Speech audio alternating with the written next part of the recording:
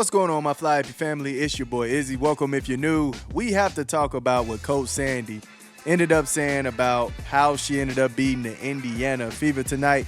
And fam, when I say this team is ridiculous, and she even knows this team is ridiculous. We're about to get into it, but before we do that, y'all make sure y'all hit the thumbs up for your boy if you like the content. Don't forget to subscribe to the channel. Hey man, we done hit the 31.6. Now we're going for 31.7. So if y'all can help me out with that, I highly appreciate it. And don't forget to get in the comment section and let me know what y'all think about this.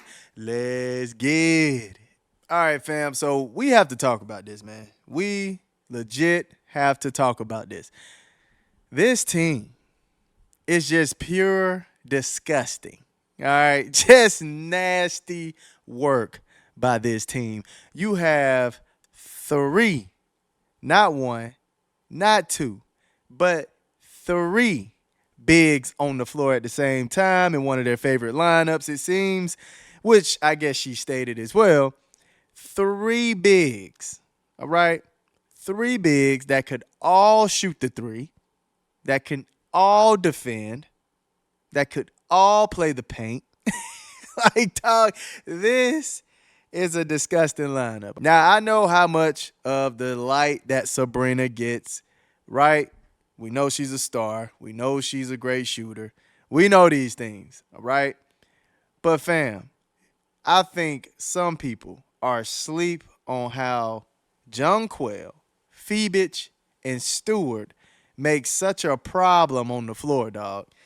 Let's get into what Coach Sandy had to say, and then we'll come back to what I'm saying. All right? Hey, Coach. Here in the front. It was a big run to end the game after Indiana kind of was comfortable and efficient in the first half. Just what changed on the defensive end for you guys to come back like that? Yeah, look, I didn't think we executed our scout very well at both ends of the floor. We didn't handle their pressure. We're on our back foot. It was more like, okay, if once we do that, let's just be a little bit smarter in how we want to play. But starting on the defensive end, we're having late pickups. We weren't at the point of the screen. Kelsey Mitchell, obviously, she had a great game. She's a hard guard, but we're getting things a little bit too easy. I think we picked up. We got a little bit more disruptive, a little bit more physical in our actions, and that created some turnovers, but also allowed us to get out and run. And then we started moving the ball. I mean, against a team that wants to pressure you, you can't just try and keep it on one side or up high. We got a little bit smarter with how we played, and then we started to make shots and get on our front foot. And, once again, I went to that big lineup. It's my trusted big lineup. It never hasn't failed me yet. So, and that was good. It got us some momentum and back in the game. And then for the players. She went to her big lineup. Her big lineup. And I was saying it the whole time. I said, man, Sophie trying to guard Phoebich, that is a tough guard. All right. You have Sophie, who is 6'1", guarding Phoebich, who is 6'4". Yo. Oh my goodness. Just think about this. You have Phoebich, who's 6'4", Brianna Stewart, who is 6'4". And then you turn around and have a Jonquel Jones, who is 6'6". My goodness, dog. Like, moving the ball on a team this lengthy is hard work. All right. Now, I do feel like they should have probably put Jonquel Jones in a whole lot more pick and rolls because I remember one wide open shot. I can't necessarily remember how many they put her in, but I remember one wide open shot by Kelsey Mitchell, and Jonquel Jones was supposed to at least hedge and show herself, but she didn't even do it. And it just left Kelsey wide open. I think they did find a way to start, covering that better. But the fact that all three of these players can shoot the three. I mean, stretching the floor, you have size, you have the players that's going to get down court on transitions. Man, this team is just so well put together, dog. It is ridiculous. Now, I don't believe any team is unbeatable. I think any team can get beat, right? But beating this team, it's going to be extremely tough. And Jonquel Jones, man, she is so strong in the paint. All right, so strong. Not strong, okay? So strong in the paint. We saw how she was just sealing Boston. I mean, Boston struggled She struggled against this woman, man. I mean, pinning her in the restricted area, right under the rim. I mean, what, what, where they do that at? Boston literally couldn't do anything and still got an and one on that play. My goodness, dog. Could not do anything. And then I don't know how many times she sealed Boston to get the lollipop pass, entry pass.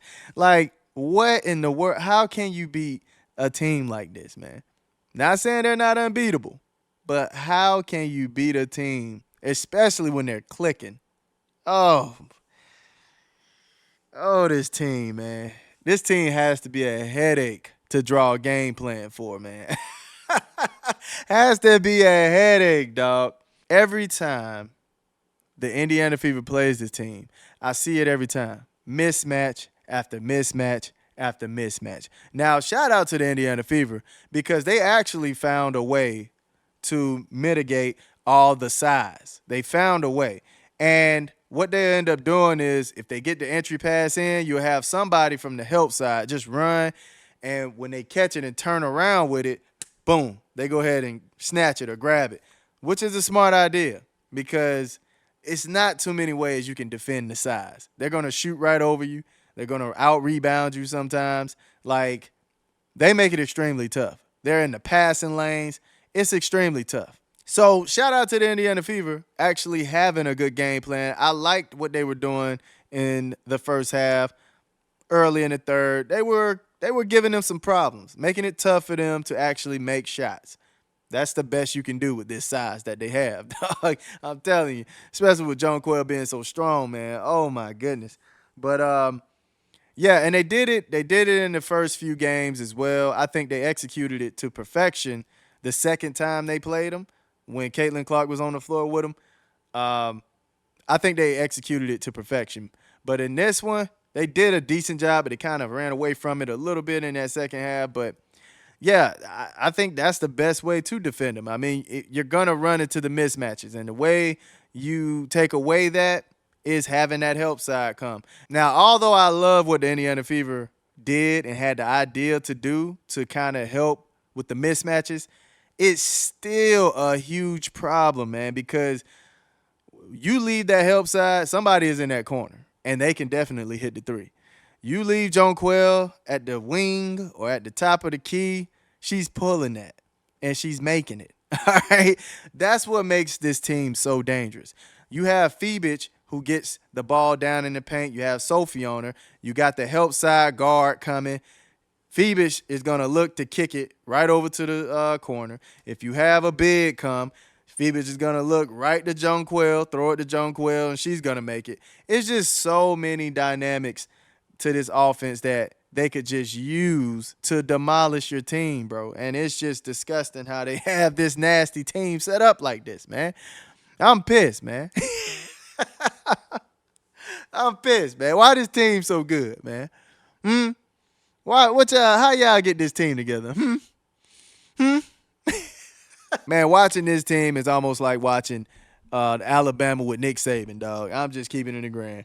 My goodness. But y'all let me know how y'all feel about this team and what Sandy said. She knows she has that crazy weapon to put all those bigs on the floor and still execute at a high level, not missing anything, not defense, not your three-point shooting, nothing. Nothing is crippled when you put three big bigs on the floor. That's every team's kryptonite, fam. You don't even have to plan anything for that. Just put them out there and play. Oh, my goodness. Let me know in the comment section how y'all feel about it. I love y'all. Y'all keep it smooth.